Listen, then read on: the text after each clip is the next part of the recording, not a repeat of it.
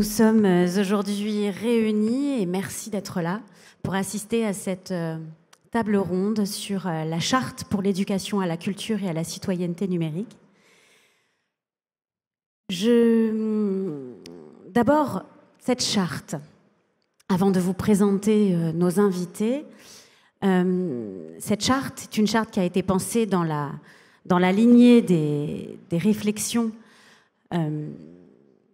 portées ces dernières années par le Conseil de l'Europe de l'éducation, ou encore les États généraux du numérique pour l'éducation, le Grenelle de l'éducation. C'est le fruit d'un travail collectif entre la direction du numérique pour l'éducation que je représente aujourd'hui, la DNE, et les partenaires tels que la CNIL, le CLEMI, de l'opérateur Réseau Canopé, et la DGESCO, qui sont représentés aujourd'hui par nos invités ici présents et avec qui nous allons échanger sur la création, l'écriture et surtout les enjeux de cette charte.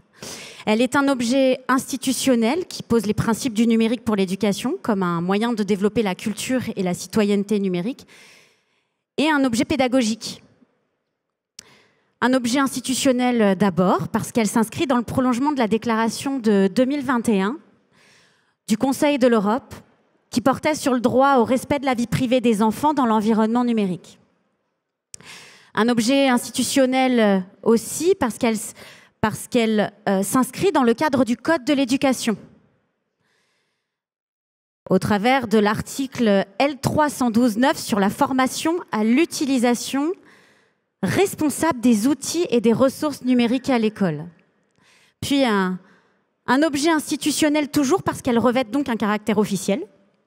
Elle s'adresse à toute la communauté éducative et aux élèves pour transmettre à chacune et chacun dans le sens et la valeur de la culture de la citoyenneté numérique, et qui s'inscrivent dans nos priorités éducatives nationales, toujours au service des apprentissages. Quand on lit chacun des articles, nous pouvons lire toutes ces valeurs éducatives.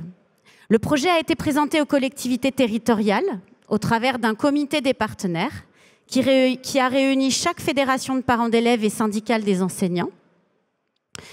Aujourd'hui, la charte est à la fois donc un objet institutionnel dans lequel s'inscrivent ces principes fondamentaux, ceux de la République. Et pour veiller à la bonne application de ces principes dans le cadre scolaire, c'est également, comme je le disais tout à l'heure, un outil pédagogique, puisque cette charte vise à éveiller les élèves de la maternelle au lycée à leurs droits et à leurs responsabilités dans un monde numérique. Elle s'adresse également aux professeurs et elle permet d'accompagner l'acquisition des compétences numériques nécessaires à l'exercice de leur métier. Elle est donc composée de 14 articles en 3 parties, 3 axes fondamentaux qui sont premièrement faire du numérique un espace d'émancipation et d'inclusion, faire du numérique ensuite un espace de droit, puis faire du numérique un espace de vigilance. Nos invités reviendront bien entendu dessus. À l'instar de notre stratégie du numérique 2023-2027, elle prône un usage pérenne et raisonné du numérique et des écrans, qui doit être adapté à l'âge et respectueux de la santé de ses utilisateurs. Elle insiste également sur la nécessaire formation et la vérification de l'information pour savoir repérer les fausses informations. Une compétence fondamentale pour la critique, l'esprit critique de nos élèves, mais là encore, nos invités reviendront dessus. Alors cette charte, qui se veut à la fois synthétique et dense dans son contenu, n'a que peu de valeur en soi. C'est sa diffusion et son appropriation par toute la communauté éducative et surtout par les élèves qui permettra de produire réellement des effets et de mieux préparer nos enfants à leur avenir de citoyens dans un monde où le numérique est devenu omniprésent. Et donc, pour accompagner la communauté éducative dans l'utilisation de cette charte à des fins pédagogiques, une page lui a été consacrée sur Eduscol Il y a eu, d'ailleurs, cette page évoluera dans le temps, au fur et à mesure. Vous trouverez des outils d'aide à l'appropriation de la charte qui sont en cours de construction. Il y a eu un questionnaire l'année dernière pour relever, qui nous a permis de recueillir les impressions de toutes et tous et les remarques pour que nous puissions ensuite répondre aux besoins de chacune et chacun pour son appropriation et son accompagnement.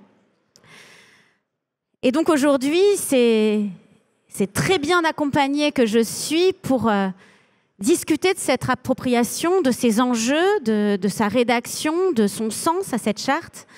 Et je suis donc accompagnée de plusieurs partenaires et personnes qui, justement, participeront, non seulement ont participé à la rédaction et à la réflexion de cette charte, mais en plus vont contribuer tout au long de son appropriation et de sa diffusion à son accompagnement. Et donc, j'ai à ma gauche Elsie Russier du Clémy, qui est responsable du pôle Labo Formation.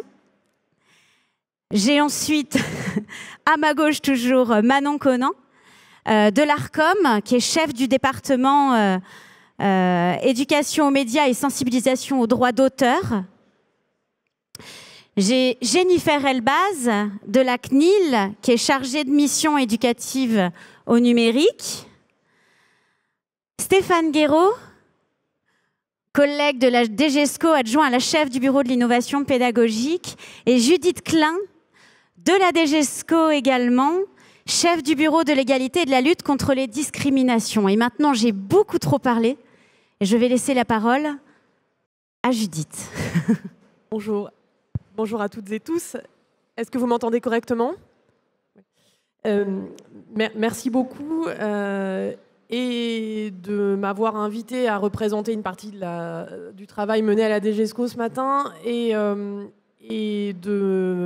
d'avoir associé, enfin d'avoir pris l'initiative à la direction du numérique pour l'éducation de l'écriture de cette charte et d'y avoir associé un certain nombre de rédacteurs et rédactrices que la question de la citoyenneté numérique traversait dans leurs occupations quotidiennes. Aujourd'hui, c'est quand même un moment important parce que cette rédaction, elle a été entreprise il y a un moment. Elle a répondu à une nécessité. Je crois, Christelle Prince disait que la charte n'a pas de valeur en soi. Alors, elle n'a pas de valeur, elle ne crée pas de droit, mais elle a une grande valeur parce que c'est quand même la première fois qu'on pose de manière resserrée, en quelques articles, 14 articles, c'est pas beaucoup, tout ce qu'il faut, tout ce que la communauté éducative doit partager en matière en matière, ou en tout cas autour des enjeux de la mission de l'école et en réalité de l'ensemble de ses partenaires pour rendre l'exercice de la citoyenneté numérique effectif. Alors, moi, je parle là au titre du travail que nous menons pour que l'institution scolaire remplisse sa mission de préparer les élèves à l'exercice des responsabilités de citoyens et de citoyennes, puisqu'il y a un article du Code qui est inscrit dans les principes généraux de l'éducation qui dit que la mission de l'institution scolaire, c'est de transmettre et faire acquérir des connaissances, des compétences, des cultures nécessaires à l'exercice de la citoyenneté. Alors cet article dit dans une société de l'information et de la communication, je laisserai Elsie en parler, et puis ce principe-là est décliné dans d'autres articles. Alors qu'est-ce que ça veut dire la citoyenneté ? Derrière la citoyenneté, moi je voudrais, j'ai qu'une idée à faire passer. C'est que nous sommes citoyens et citoyennes, et nous formons de futurs citoyens et citoyennes qui vont être titulaires de droits civils, politiques, économiques, sociaux, culturels, mais de sociétés démocratiques. Première chose. Donc, de sociétés dans lesquelles un citoyen, une citoyenne fait partie d'un collectif, une communauté de destin dans laquelle il peut exercer des droits, il a une responsabilité. Donc, la notion de démocratie, elle est, à mon sens, fondamentale. Il y en a une deuxième qui est fondamentale, c'est que cette démocratie, dans laquelle nous évoluons et dans laquelle nous formons les élèves à l'exercice de leurs droits, de leurs libertés et de leurs responsabilités, c'est un état de droit. Ça veut dire que ces droits, ces libertés sont garantis par un certain nombre d'institutions. Et je crois qu'on va quand même parler dans l'heure qu'on a de la régulation autour des enjeux d'atteinte aux valeurs qui fondent et aux principes qui fondent nos sociétés démocratiques. L'état de droit, c'est quand même un principe fondamental, que les libertés, les droits, le fonctionnement des institutions dans une société démocratique sont fondés en droit. Et puis la troisième idée importante qu'il faut garder en tête, c'est qu'on forme des citoyens et des citoyennes qui vont partager des valeurs et des principes fondés en droit. Et ces valeurs et ces principes, en fait, sont inscrits dans un corpus de textes qui sont des textes internationaux, mais aussi des textes de droit national, qui intègrent tout ce qui relève des droits humains, des droits de l'homme. Donc, en fait, l'enjeu d'éduquer à la citoyenneté, c'est de savoir qu'on a des droits, qu'on s'apprête à exercer des libertés fondamentales, qu'on a aussi des obligations, qu'on est formé au cours de sa scolarité à partager les valeurs de ce collectif, des principes fondés en droit, qu'il faut connaître les institutions, apprendre à leur faire confiance, savoir comment on peut participer à leur fonctionnement, mais apprendre à leur faire confiance dans la capacité de ces institutions à garantir et à protéger nos droits, et donc les droits des élèves, contribuer à la bonne marche des institutions, à leur légitimité. Et puis quelque chose d'important sur lequel reviendront mes collègues, c'est on n'est pas citoyen si on n'a pas compris le sens de la participation de chacune et chacun, de la participation citoyenne. Donc tout l'enjeu de l'éducation à la citoyenneté, indépendamment de ce qui se passe dans l'espace numérique, parce qu'en fait ce qui se passe dans l'espace numérique, c'est une extension, et même pas une extension, c'est une partie de la réalité de ce qui relève de la citoyenneté, c'est que faire comprendre qu'une société démocratique, elle n'est rien sans les citoyens qui la font prospérer, et elle n'est rien sans les citoyens qui la font prospérer dans un état de droit. Alors cette mission, évidemment, et là je m'arrête et je vais passer la parole à mon collègue et voisin Stéphane Guéraud, en matière d'éducation à la citoyenneté, aujourd'hui, elle ne peut plus faire, enfin aujourd'hui, ça fait un moment, elle ne peut plus faire l'économie d'une réflexion sur ce qui se passe dans l'espace numérique, dans l'espace numérique et dans les outils, dans l'usage des outils à disposition pour évoluer dans l'espace numérique, qui sont des outils d'émancipation, d'expression, de circulation des idées absolument extraordinaires, mais aussi des espaces de négation des droits et d'atteinte à la dignité. Pour une première prise de parole, merci. Merci beaucoup. Merci. Merci Judith.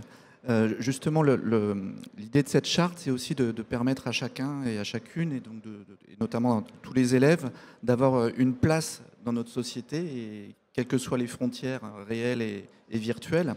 Et donc cette charte est organisée en trois grandes parties, comme Christelle nous l'a rappelé tout à l'heure. Faire du numérique un espace d'émancipation et d'inclusion, c'est tout d'abord la capacité du numérique à permettre les bases de l'exercice de cette citoyenneté en ligne et hors ligne, avec un des premiers éléments qui est du support de l'exercice de la citoyenneté, qui est d'accéder à l'information et à la connaissance, qui sont des éléments essentiels. Une bonne information, des connaissances valides, qui vont permettre ensuite de développer des aptitudes et d'exploiter des outils pour communiquer, pour collaborer. L'idée, c'est de permettre à chacun de trouver sa place, que tous les élèves puissent trouver leur place dans cette société, et justement de participer activement à l'exercice de leur pleine citoyenneté ou de leur futur droit. Vaste sujet en ce moment, justement, avec les dernières actualités en plus. C'est aussi permettre à chacun d'avoir sa place, quelle que soit son origine, quel que soit son handicap. Et donc, c'est essayer de faire réfléchir en termes d'inclusion, en termes d'accessibilité. l'espace en ligne, on doit aussi l'adapter pour permettre à chacun d'exister. Et chacun peut exister justement en contribuant et en participant activement, en permettant de développer la créativité. Donc tous ces éléments sont des bases, des fondements de la citoyenneté en ligne. Et justement, cet espace de citoyenneté en ligne, c'est aussi, et c'est la deuxième partie, un espace de droit. Donc, que ce soit en ligne ou hors ligne, souvent on a l'impression que le numérique, c'est un espace de non-droit, il n'y a pas de limite, etc. Il y a des limites et tous nos partenaires, et je vais commencer ensuite par la CNIL, nous le rappelleront bien justement après. Le numérique, c'est d'abord exercer une citoyenneté, donc des droits et des responsabilités. Il y a un certain nombre de concepts, Judith les a évoqués, des principes et des valeurs de la République. Ils existent aussi en ligne. Les libertés d'opinion, d'expression, de pensée, elles existent, il y a des limites. Il faut toujours rappeler et éduquer à un cadre éthique, rappeler les responsabilités individuelles mais aussi collectives. Se rappeler aussi qu'il y a un certain nombre de valeurs, les valeurs de propriété intellectuelle, on en reparlera, propriété intellectuelle des données, c'est important, c'est une garantie aussi à protéger en ligne. Il ne faut pas oublier aussi la propriété intellectuelle générale et collective, et souvent avec les frontières du virtuel, on a eu tendance à les oublier. Et à croire qu'il y aurait d'autres droits quand on est en ligne. Donc tout ça, c'est une éducation à avoir. Elle existe dans le monde réel, elle doit aussi exister dans le monde virtuel. Et justement, faire du numérique un espace aussi de vigilance, c'est la troisième partie. Un des éléments essentiels de la citoyenneté, c'est aussi garantir la sécurité. C'est aussi donc un grand principe. Garantir la sécurité individuelle, mais aussi on a chacun une responsabilité pour garantir la sécurité collective. Donc éduquer au numérique, c'est aussi éduquer un numérique responsable, un numérique aussi sobre, et puis qui va justement permettre la garantie d'un certain nombre d'autres grands principes, comme le bien-être, la santé de chacun, et permettre aussi justement de sensibiliser chacun et chacune à développer des réflexes. C'est un terme peut-être un peu galvaudé, de bonne hygiène numérique.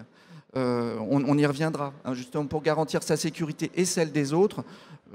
Je connais mon mot de passe, j'essaye d'avoir des mots de passe compliqués pour pas me faire voler mes données, mais pas aussi mettre en péril en quelque sorte la sécurité des autres.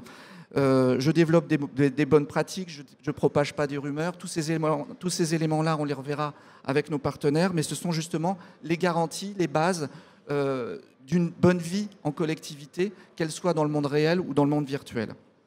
Et puis enfin, je voudrais juste terminer sur le fait que le numérique, c'est aussi un élément culturel. À l'heure du numérique, nous avons de nouveaux codes, nous avons de nouveaux usages et nous devons justement développer ces nouvelles compétences numériques pour mieux nous insérer dans la société. Le numérique, ce n'est pas une culture à part, ce sont des éléments qui viennent contribuer à une culture commune et une culture de la démocratie. Merci beaucoup. Nous avons donc eu des partenaires qui ont largement contribué à la réflexion, à la rédaction de cette charte et qui vont encore participer à son appropriation et son accompagnement, dont Jennifer Elbaz, qui représente aujourd'hui la CNIL. Et alors, Jennifer, qu'est-ce que la CNIL ? Exactement. Mais qui sommes-nous ? Alors, à votre avis, j'espère que vous n'êtes pas endormis, parce que ça va être le moment de réagir. Donc, sommes-nous le cercle neuronal des idées libérées, ou bien le centre naturel des iguanes du Languedoc, ou bien encore la Commission nationale de l'informatique et des libertés ? Alors en fait, cette petite carte est issue d'un jeu que nous avons créé l'année dernière pour les élèves scolarisés à partir du CE2, mais ça marche aussi avec les plus petits. C'est un petit jeu qui est tout simple, un jeu de cartes tout à fait classique, qui permet justement de comprendre ce que c'est que la vie privée et comment dans la vie de tous les jours, ça nous concerne tous, qu'on soit tout petit ou bien qu'on soit beaucoup plus grand. On peut passer à la deuxième. Pardon. Donc nous sommes effectivement la Commission nationale de l'informatique et des libertés. Et que fabriquons-nous de nos journées ? Eh bien, notre première mission, c'est celle d'informer les personnes et de protéger leurs droits. C'est la raison pour laquelle je suis ici aujourd'hui. On a une grosse mission d'information qui est peu connue, mais pourtant, je la représente aujourd'hui, je l'incarne. En fait, on a une mission d'éducation au numérique, que je vais détailler un petit peu plus dans 3 minutes à peu près. On accompagne à la conformité et on conseille. La grande majorité des personnes à la CNIL accompagnent à la conformité toutes sortes d'entités, privées ou publiques, et les conseillent évidemment sur l'application concrète du RGPD au quotidien. On a une mission d'anticipation et d'innovation, et j'imagine que les plus férus d'entre vous sur nos questions suivent déjà le blog du LINC, le laboratoire innovation numérique de la CNIL, qui publie un certain nombre d'articles régulièrement.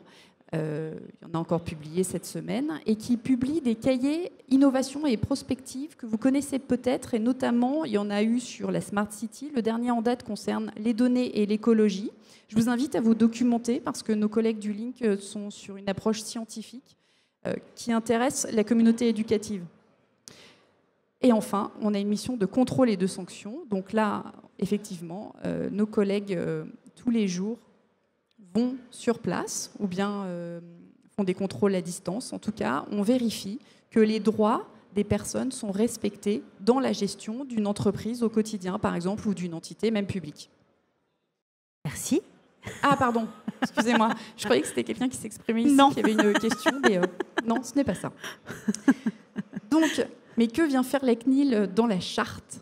Dans sa réflexion La réflexion. et son écriture, par exemple. Exactement. Alors déjà, est-ce que vous avez lu la charte? Est-ce que les personnes qui sont ici ont lu cette charte? Comment est-ce que vous avez eu connaissance de cette charte? Si vous ne l'avez pas lue, je vous invite à la lire. On a particulièrement 2 articles qui nous concernent directement. Ce sont les articles 6 et 7 qui concernent les droits et le droit à la vie privée. Les mineurs ont des droits par rapport à leurs données personnelles. C'est une information qu'ils n'ont pas forcément. Et nous, on est là pour leur expliquer d'abord ce que c'est qu'une donnée personnelle. Parce que, exactement comme tu le disais, Christelle, en fait, on est sur la charte, elle est synthétique et dense, mais les notions qui sont énoncées dans la charte sont également très denses. Et une donnée personnelle, la notion de donnée personnelle, c'est une notion qui est profonde et dense. Donc, on explique aux enfants ce que c'est, notamment avec ce jeu de cartes. On l'explique aussi aux adultes parce que la plupart des adultes nous disent « mais moi, j'ai rien à cacher ». On explique que les gens ont des droits, les mineurs ont des droits, ils peuvent les exercer seuls ou avec un adulte, les adultes aussi. Notre mission aussi, bien sûr, évidemment, c'est d'expliquer comment on protège sa vie privée, comment est-ce qu'on met en place des gestes, des réflexes au quotidien pour faire en sorte que nos données à nous soient protégées, notre vie privée soit protégée, pourquoi c'est important. Et quand on est dans le monde de l'éducation et qu'on détient les données personnelles des élèves, des parents, etc., comment est-ce qu'on est digne de la confiance qui nous est accordée par les personnes pour respecter leurs données et faire en sorte qu'elles ne circulent pas partout sur Internet? Alors, nous verrons concrètement ensuite comment la CNIL va concrètement, par ses actions et ses projets, accompagner la charte. Tout d'abord, Manon Conan, donc vous représentez l'ARCOM. Qu'est-ce que l'ARCOM? Qui est l'ARCOM? Bonjour à toutes et tous.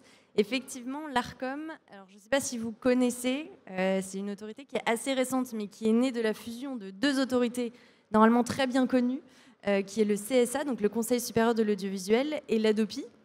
Voilà, ces 2 institutions ont fusionné le 1er janvier 2022 pour devenir un petit peu cette sorte de super régulateur du secteur audiovisuel et numérique qu'on appelle l'ARCOM. Donc voilà, vous trouverez sur la slide un petit peu les grands points de l'action de l'ARCOM. Je vais essayer d'être synthétique. Le fondement, vraiment, et le principe d'existence de l'ARCOM, c'est de garantir les libertés de communication et d'expression dans les espaces audiovisuels et numériques. Donc, par là, on entend évidemment télévision, radio, plateformes en ligne et réseaux sociaux. Vous doutez que l'enjeu est énorme. Et justement, ce système de régulation aussi auprès de ces nouveaux acteurs est justement en cours de construction. Et donc voilà, le rôle vraiment de l'ARCOM, c'est de garantir cette liberté d'expression-là et de communication. Et pour ce faire, elle va avoir divers modes d'action. Évidemment, on connaît beaucoup son action de contrôle. Elle peut être qualifiée de gendarme de l'audiovisuel, notamment. mais ce n'est pas du tout sa seule activité, bien au contraire. L'Arcom veille aux responsabilités démocratiques et sociétales des médias audiovisuels et des plateformes en ligne. Donc on va s'intéresser à tous les enjeux de lutte contre les discriminations, d'égalité entre les femmes et les hommes sur ces médias-là. On est là aussi pour garantir le pluralisme politique des médias audiovisuels d'information et l'indépendance de l'audiovisuel public, qui n'est pas une mince affaire, mais qui est très très important. On est là aussi pour assurer les équilibres économiques du secteur audiovisuel et enfin pour soutenir la création, donc tout ce qui va être lutte contre le piratage, tout ce qui va être respect du droit d'auteur, défense du droit d'auteur. Tout ça fait partie de nos missions. Et ce qui est très important, c'est que l'Arcom a également une mission assez importante, en tout cas qui lui tient énormément à cœur, en matière d'éducation aux médias, à l'information et à la citoyenneté numérique. Et on a été particulièrement ravis quand on a été sollicité pour participer à cette charte-là. Et en fait, notre rôle dans ce secteur-là, sur ces enjeux d'éducation, c'est à la fois d'être régulateur des médias sur ces questions, parce que les médias ont des obligations. Donc, en tant que régulateur, on valorise tout ce que les médias font sur ces enjeux, donc les créations de ressources, les programmes diffusés sur leurs antennes. Et nous aussi, en tant qu'autorité, on produit des ressources pédagogiques pour accompagner notamment les enseignants sur ces enjeux, comment aborder la question de la liberté d'expression et ses limites en classe, comment aborder les enjeux de respect du droit d'auteur, comment aborder les enjeux de lutte contre les discriminations, de haine en ligne en classe. On propose des ressources sur ce sujet-là, mais je crois qu'on redéveloppera ça tout à l'heure, donc je vais m'arrêter. Tout à fait, dans quelques minutes, juste après avoir présenté Elsie Russier, qui représente aujourd'hui le Clémy. Et donc, j'ai envie de poser la même question. Qu'est-ce que le Clémy et quelles sont ses missions et les liens avec la charte? Bonjour à toutes et à tous. Alors, ai-je encore besoin de présenter le Clémy? Oui. Peut-être. Allons-y, tentons. Alors, le Clémy, donc c'est le Centre pour l'éducation aux médias et à l'information, service de réseau Canopé et opérateur du ministère de l'Éducation nationale pour l'éducation aux médias et à l'information. Je voudrais simplement faire un petit retour en arrière, un petit historique, si vous me le permettez, il y a 40 ans, puisque c'était en 1983 qu'a été créé le Clémy par l'universitaire Jacques Gonnet. Et simplement pour vous expliquer en quoi l'éducation à la citoyenneté et aujourd'hui l'éducation à la citoyenneté numérique traverse évidemment toutes nos missions. Quand on a décidé il y a 40 ans donc, de faire entrer la presse à l'école, l'objectif évidemment c'était d'apprendre aux élèves à s'informer, mais aussi par la création de médias scolaires, à faire l'exercice de l'expression médiatique et des limites de la liberté d'expression. Et bien sûr, aujourd'hui, alors que maintenant l'ensemble des élèves, mais aussi de leurs enseignants et des parents s'informent majoritairement par des outils numériques et notamment des réseaux sociaux, la place du Clémy dans cette charte et de la place de l'EMI dans la construction d'une citoyenneté numérique est tout à fait évidente, et c'est pour ça que lorsque vous lisez l'ensemble des articles de la charte, vous allez retrouver des liens qui se font avec l'éducation aux médias et l'information de façon plutôt évidente. Alors l'action du Clémy, elle se décline sur plusieurs axes, comme vous le voyez ici, pour un petit rappel. Donc nous, on a une mission de formation des enseignants en éducation aux médias et à l'information, que ce soit du premier ou du second degré, mais aussi des personnels de direction, parce que c'est aussi par là que ça peut passer. C'est important de le dire. Hein. Tout à fait. Voilà. La production de ressources pédagogiques, l'accompagnement à la création de médias scolaires, comme je vous le disais juste avant, pour l'exercice de la liberté d'expression, ça nous semble une activité fondamentale, et bien évidemment de développer des projets qui mettent en relation des professionnels des médias et des enseignants. Et donc, le Clémy aussi forme les enseignants. Tout à fait. Alors, c'était pour vous montrer quelques exemples de nos actions qui peuvent permettre cette construction d'une citoyenneté numérique pour les élèves. Puisque, bien évidemment, le premier enjeu, c'est de former des formateurs et de former des enseignants à la construction de cette citoyenneté pour les élèves. Donc ici, je vous ai simplement montré un exemple d'une action de formation qu'on propose. C'est une collection de parcours de formation à distance qui sont disponibles pour tous les enseignants sur la plateforme e-Inspe. qui est proposé par Réseau Canopé. Et donc ici, on a une collection de 4 parcours de formation qui en fait, permettent aux enseignants d'aborder les fondamentaux de l'éducation aux médias et à l'information. Donc la construction de l'information, la hiérarchisation de l'information et les désordres de l'information, puisqu'évidemment, on ne peut aborder les désordres de l'information que si on ne sait ce qu'est une information. Et le 4e, qui est consacré au dessin de presse, puisque là aussi, en termes de liberté d'expression, c'est une thématique qui est vraiment très intéressante à aborder avec des élèves, mais qu'il faut faire de façon construite et réfléchie. Ça, c'est une des propositions que Oclémy ont fait pour ces thématiques-là. Autant de propositions de formation qui pourront servir le travail d'appropriation et de formation au niveau de la charte. Mais ce n'est pas tout. Des projets, des actions concrètes, phares aussi. Tout à fait. Alors effectivement, des missions essentielles du Clémy, c'est de faire le lien, comme je vous le disais, entre les professionnels de médias et les enseignants et le monde de l'éducation. Et on propose un certain nombre d'actions éducatives. Alors celles que vous connaissez toutes et tous, je l'espère, même d'ailleurs plus que le Clémy souvent, c'est la semaine de la presse et des médias dans l'école, dont nous allons fêter la 35e édition en 2024.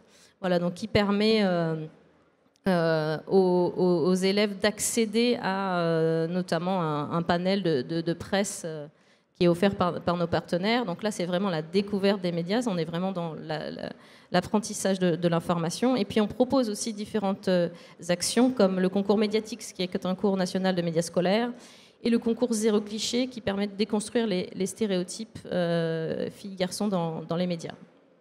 Voilà. Et le dernier, qui doit s'afficher après. Ah, je ne l'ai pas. Mais le dernier a disparu. Que je voulais mentionner, qui est pour expliquer qu'on peut aussi agir à une action un peu plus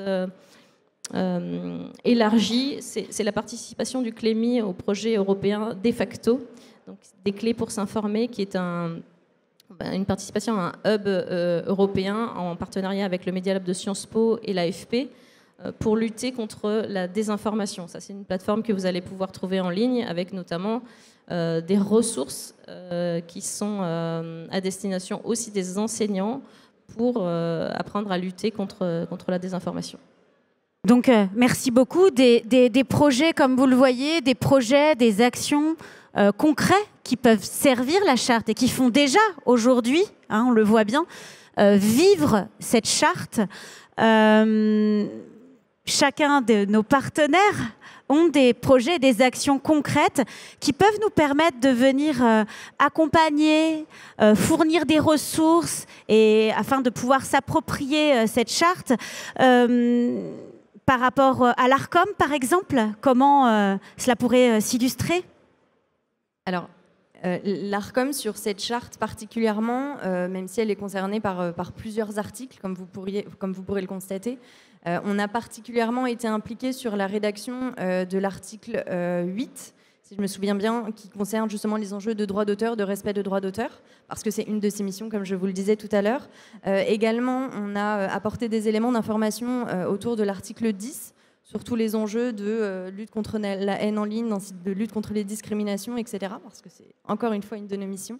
Et enfin, sur l'article 12, notamment sur l'utilisation raisonnée des écrans, parce que vous avez peut-être dû tous voir à la télé les campagnes signalétiques ou les campagnes enfants-écran, qui sont largement diffusées télévision, radio, qui visent justement à encadrer un petit peu et à donner des principes pour aider les publics à gérer un petit peu ces temps d'écran-là.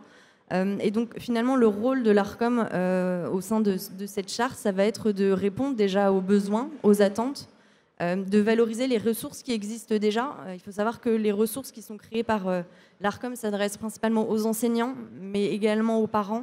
Et on envisage de développer de nouvelles ressources sur de nouveaux thèmes qui rentreraient toujours dans ces enjeux de citoyenneté numérique avec d'autres partenaires. Et vraiment, ce qui est important de souligner, c'est que toutes les ressources que met à disposition l'ARCOM sont disponibles sur son site internet, sont gratuites, libres de droit. Et l'objectif pour elle, c'était vraiment de vous permettre d'aborder des enjeux difficiles à aborder parfois en classe. La liberté d'expression et ses limites, eh ben, c'est compliqué à aborder. Et on vous donne vraiment, à travers des modules pédagogiques, à travers des fiches ressources qui vont présenter concrètement notre action auprès des acteurs qu'on régule, donc chaînes de télévision, radio, plateformes en ligne. Comment est-ce que nous, on intervient sur ces questions-là?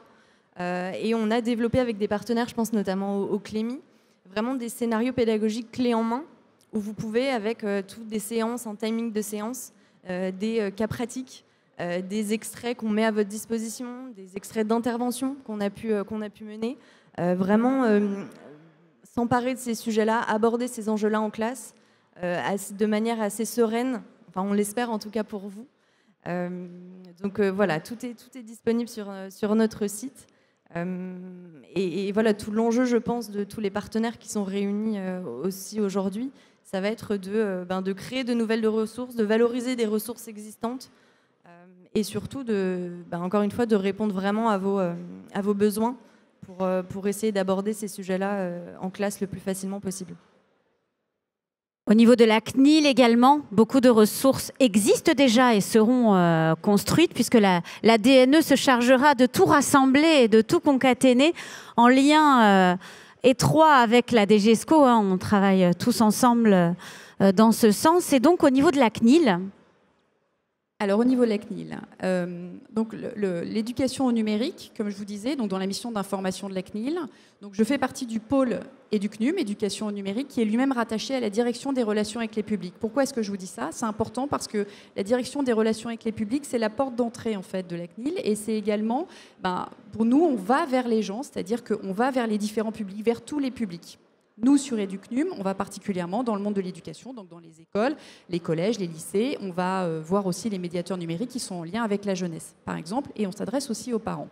Pourquoi est-ce que je vous dis ça? Parce qu'on a un enjeu en tant qu'institution, on l'a tous ici autour de cette table, et tout le monde là sur ce salon, c'est l'enjeu de coller à la réalité des publics, des différents publics. Dans un établissement scolaire, au premier degré, on a des élèves et des enseignants, mais à partir du deuxième degré, on a également tout un personnel, en fait, toute une équipe éducative qui est là au service de cette jeunesse, au service des enfants. Et donc l'enjeu d'appropriation, il passe par la compréhension de nos sujets, de tout ce qui est raconté dans la charte, et c'est pas simple, c'est synthétique et dense, exactement comme tu disais. Ces deux termes sont exactement représentatifs de la réalité. Donc on a cet enjeu de compréhension. On a un enjeu d'acceptation parce qu'on a des vents contraires quand même, il faut bien se le dire. Et comme le disait Judith très justement, on a un enjeu de confiance en nos institutions. Et enfin, on a un enjeu d'acculturation sur nos sujets.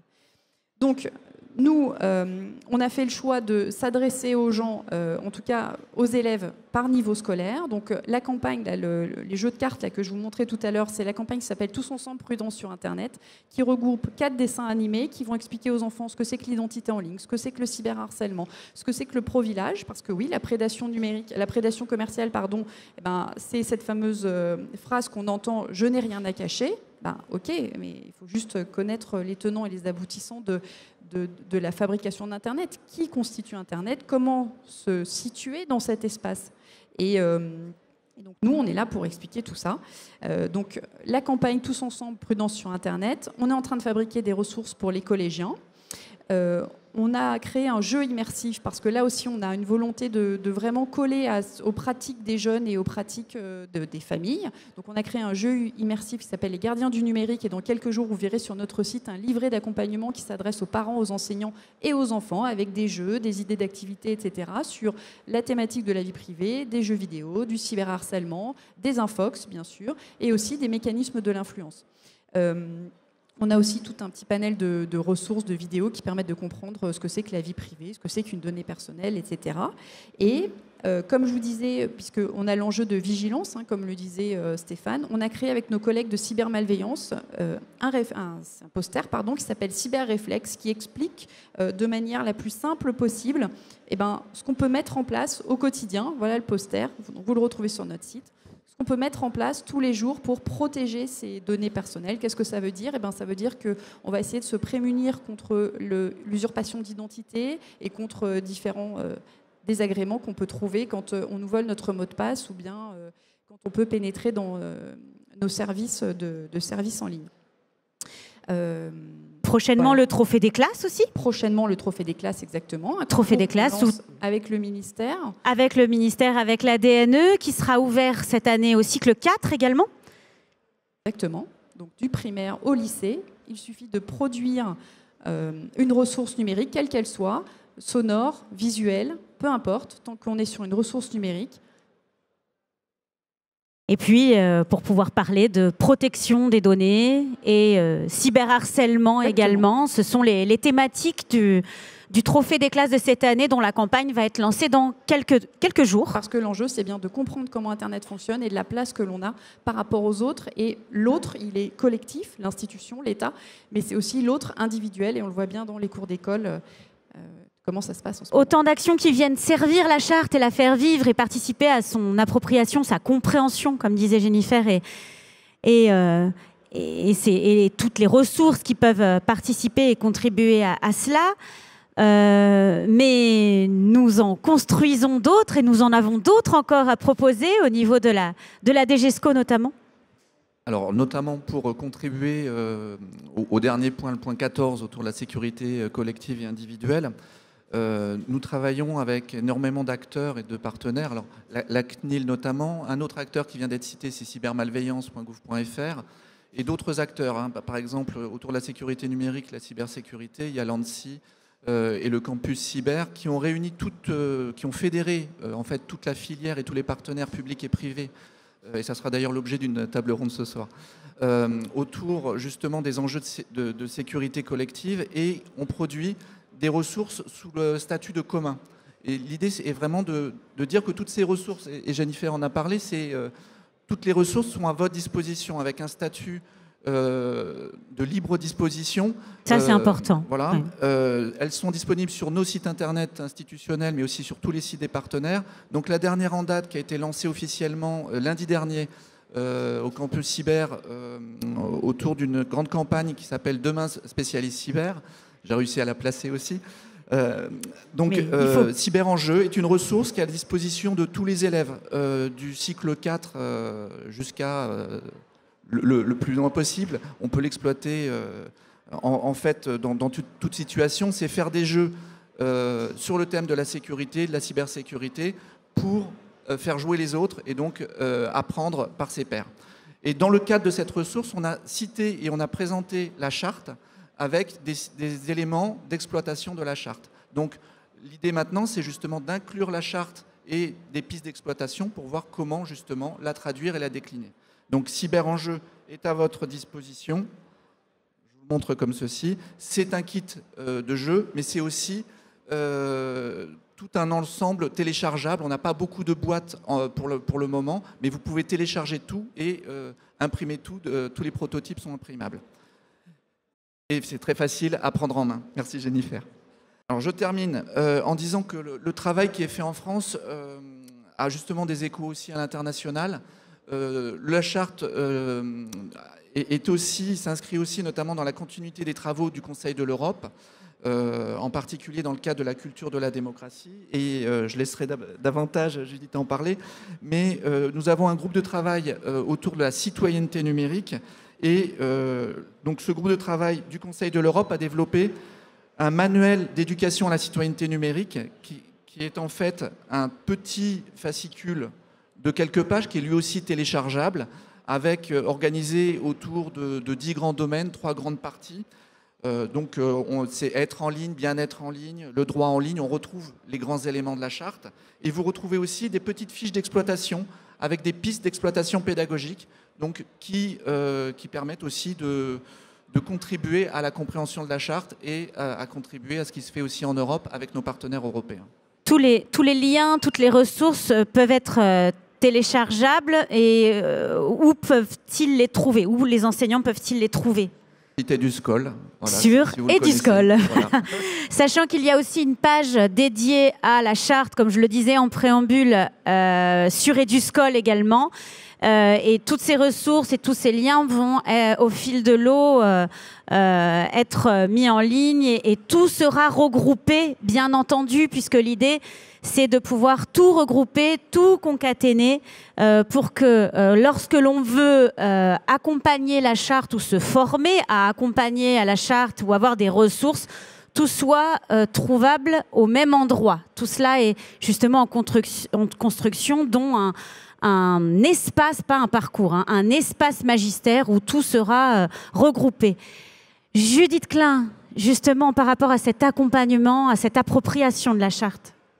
Alors, quelques mots parce que je pense qu'il nous reste très peu de temps.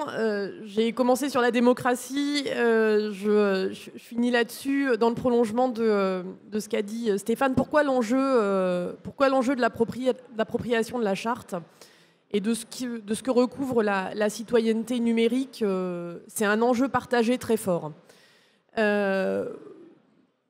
Vous avez entendu, on a parlé de haine en ligne, on a parlé de sécurité en ligne, on n'a pas parlé, mais on aurait pu parler de discours complotistes, conspirationnistes. On aurait aussi pu parler de tout ce qui est en ligne. Alors évidemment, c'est pas très réjouissant, mais de manière très objective, fragilise nos démocraties qui prospèrent. Donc l'enjeu, c'est d'occuper la place, de renverser la vapeur et de faire de l'espace numérique et des pratiques numériques et de la prise en main des outils numériques un enjeu d'expression qui, au contraire, soutiennent les démocraties. Et évidemment, moi, je pense que nos voisins et nos collègues européens, dans les groupes de travail pilotés par la Commission européenne, mais aussi dans les groupes de travail pilotés par le Conseil de l'Europe, qui vraiment a créé des outils pédagogiques très intéressants, au-delà de ceux qui ont été présentés par Stéphane Guéraud autour de la culture de la démocratie, seront très intéressés par cette charte et par la tentative que nous faisons et la conviction que nous avons que cet objet charte, maintenant, il va cheminer et il va donner des repères, des principes d'action pour tout le monde, d'autant plus qu'il y aura un foisonnement, mais un foisonnement organisé et tout à fait facilement appropriable par l'ensemble des équipes pédagogiques et éducatives, un foisonnement de ressources d'accompagnement. En fait, la charte pour l'éducation à la culture et la citoyenneté numérique, elle va soutenir un enjeu qui est celui de diffuser une culture de la démocratie. La culture de la démocratie, elle se fonde sur des savoirs, hein, il faut savoir des choses. Elle se fonde sur des attitudes. Elle se fonde, comme le dit le Conseil de l'Europe aussi, sur des aptitudes ou sur des compétences, et elle se fonde sur des valeurs. Et pour qu'on puisse répondre, on a des enjeux transversaux qui répondent à des plans gouvernementaux de faire progresser l'égalité entre les femmes et les hommes, et notamment reculer les violences à caractère sexiste et sexuel qui prolifèrent en ligne et dans l'espace numérique. On a un plan national pour lutter contre le racisme, l'antisémitisme, les discriminations liées à l'origine. Tous ces plans ont été présentés et sont portés par la Première ministre. Et on sait que prolifèrent des discours de haine à caractère raciste, à caractère sexiste. On a un troisième plan autour des questions d'orientation sexuelle et d'identité de genre. On sait aussi que l'orientation sexuelle, l'identité de genre sont des fondements de propos haineux à caractère discriminatoire. Ils sont aussi au fondement de fausses informations contre lesquelles, en fait, notre meilleur rempart et notre meilleur investissement, c'est celui de l'éducation des générations qui sont nées avec ces outils, qui sont nées dans cet environnement-là et qui auront la responsabilité d'en faire des outils au service des sociétés démocratiques dont on voudrait qu'elles se renforcent, alors qu'aujourd'hui, elles sont quand même pas mal fragilisées. Un grand merci à à vous. Peut-être que les personnes ici présentes et le public auraient des questions ou peut-être des remarques ou des questions à poser aux participants de cette table ronde. L'idée étant avant cela de vous dire que vous soyez enseignants, parents, personnel d'encadrement, formateurs, vos suggestions, vos questions, vos besoins nous intéressent et nous les prendrons en considération pour construire les ressources et les outils ou pour les rassembler, bien au contraire. Donc l'idée, c'est de pouvoir avancer tous ensemble pour faire de cette charte une vraie base de notre éducation à la culture et à la citoyenneté numérique. Est-ce que vous avez des questions peut-être ou des remarques ? Bonjour, je travaille au Conseil national du numérique, Louis Magne. Je voulais savoir si un petit peu l'article 1, merci beaucoup pour toutes vos présentations sur les institutions, sur ce travail. L'article 1 parle d'une forme de culture numérique. Comment est-ce que vous la définiriez, cette culture numérique? Quels sont les éléments constitutifs de cette culture numérique? Et j'ai mon collègue... Merci beaucoup pour ça. La culture numérique, c'est aussi tous les éléments de la charte, en fait. C'est tous ces codes et ces valeurs qu'à l'ère du numérique sont un petit peu nouvelles, qui viennent modifier nos pratiques entre le monde réel et le monde virtuel. Et ce sont justement tous ces éléments que l'on a à apprendre, à éduquer. Comment se comporter, quelles règles acquérir pour bien vivre dans le monde virtuel et réel. Et donc c'est un ensemble de comportements à apprendre, parce que ce n'est pas inné. C'est un ensemble de valeurs à conforter qui existent dans le monde réel et qui pourraient être justement attaquées dans le monde virtuel ou avoir une autre représentation dans le monde virtuel. Et c'est bien expliqué que le numérique apporte un certain nombre de nouveaux, mais ce nouveau, il a beaucoup de liens avec le monde réel et il faut justement l'expliciter. Voilà. Et donc, il y a des compétences numériques aussi à développer. Et donc, la culture numérique, c'est ces valeurs en lien avec le réel qui sont à construire, justement, et à adapter pour chaque élève. Et chaque adulte aussi. C'est Nietzsche qui disait que la culture, c'est ce qui modifie notre regard sur les objets, sur notre actualité, sur notre héritage, si nous devions un petit peu nous laisser porter par la philosophie, si on devait créer une philosophie du numérique. C'est cela, c'est peut-être aussi d'accompagner ce regard-là. Est-ce que la question de culture numérique vous interpelle ? Moi, je voudrais vous demander à vous ce que vous en pensez. Pour vous, la culture numérique, qu'est-ce que c'est ? Avec plaisir, merci beaucoup. Je ne voudrais pas prendre trop de temps, mais je pense que la culture numérique, c'est parce que je pense qu'on pense au Conseil national du numérique, c'est à la fois une compréhension des impacts sociaux du numérique qui aille au-delà. En fait, je pense qu'il y a la première chose en termes de numérique, c'est l'accompagnement aux usages et l'accès aux droits, parce qu'on voit que la dématérialisation pose un certain nombre de problèmes, par exemple. Et je pense qu'on peut aller plus loin en fait, que l'accès aux usages et l'accès aux droits. Il y a le développement des infrastructures qui sont en cours et qui nous permettent d'accéder de plus en plus au numérique. Il faut continuer là-dessus. Il faut permettre aux gens d'accéder à leurs droits, le formulaire de la CAF, les cartes d'identité, etc. J'en passe. Et je pense que cet apprentissage de l'impact du numérique sur la société, sur nos manières de travailler, sur notre rapport à l'information, sur notre rapport au savoir, sur l'apprentissage, ce sont des éléments constitutifs d'une culture du numérique. Et très concrètement, c'est comprendre le modèle économique d'une plateforme, c'est s'intéresser à la construction de l'information, découvrir aussi, il y a pas mal d'éléments qui sont dans la charte sur les communs, la découverte de ces plateformes-là. Donc je pense qu'on se rejoint dans ce sens-là et je ne sais pas si j'ai répondu à votre question. Il n'y avait pas de mauvaise réponse. Est-ce que vous auriez des remarques, des questions, une intervention ? Oui, juste un petit mot en partant d'une évidence. L'éducation à la citoyenneté ne s'arrête pas, je suppose, pour personne ici, par l'obtention du baccalauréat. Je suppose que l'articulation avec le supérieur, notamment les premières années des études supérieures, vous a préoccupé. Quelle place avez-vous pu donner ou donnez-vous actuellement à cette articulation entre le ministère de l'Éducation, je prends l'institution à témoin, et l'enseignement supérieur qui me semble un petit peu absent ici. On va répondre, non ? Merci. Non, alors déjà, ils sont absents effectivement à cette table, effectivement, mais on travaille en commun. Et tout ce qui est fait dans le cadre justement de la production de ressources. Je parlais tout à l'heure de Cyberenjeu. Cyberenjeu, je vous ai dit, c'est un jeu qui est produit pour des élèves, mais aussi après le bac, pour des étudiants. Et on le fait. D'ailleurs, il y a des hackathons. Il y a plus de 200 hackathons en France là, qui sont organisés, aussi avec des étudiants. Donc, l'idée, c'est pas de cloisonner, bien évidemment, et c'est de travailler avec tout le monde.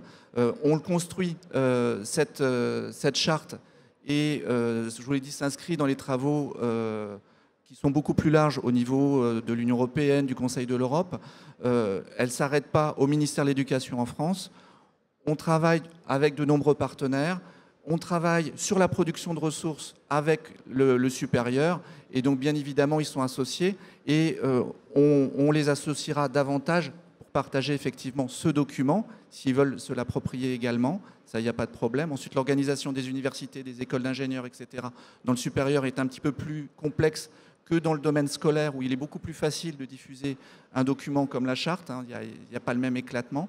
Donc, mais bien évidemment, les enjeux sont les mêmes. Et je disais tout à l'heure sur la définition de la citoyenneté, enfin de la culture numérique. La culture numérique, c'est un apprentissage à l'école, mais c'est un apprentissage tout au long de la vie. C'est pas parce que j'ai passé mon bac que j'ai le tampon culture numérique. C'est une construction continue. On travaille et on vit tous à l'ère du numérique. Le numérique évolue dans ses pratiques. On le voit aussi avec l'intelligence artificielle et toutes les conséquences sur nos vies et dans nos relations avec les réseaux sociaux, avec tous les nouveaux médias aussi qui se développent. On doit apprendre tout le temps. Et donc, les relations avec le supérieur existent et elles se feront aussi par le biais de ressources. Mais le dialogue, il n'y a pas de dialogue rompu en tout cas. Merci beaucoup à toutes et tous. Merci pour votre participation, merci pour votre écoute. Et nous vous souhaitons une très très belle journée dans ce salon Educatech et n'hésitez pas à venir échanger avec nous sur la manière dont on peut tous faire vivre cette charte.